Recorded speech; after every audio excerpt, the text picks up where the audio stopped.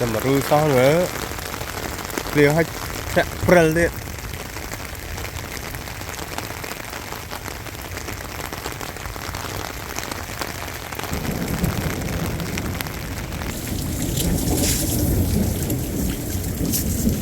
đấy snow chạy prel lại dùng máy nhớ chạy prel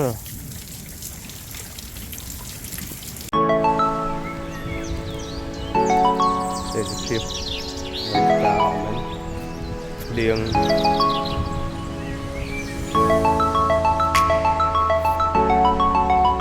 vì bên ngay chốt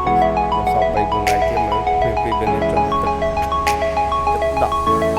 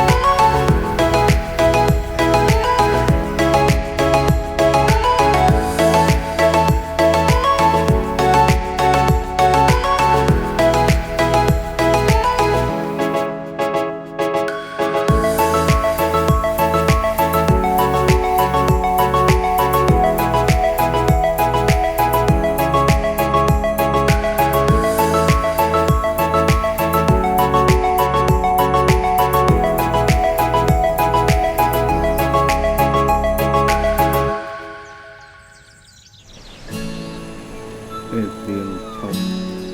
สำหรับปีเป็นไงคุณก็จับดาวกัดเมาตามร้องสำหรับตัวเส้น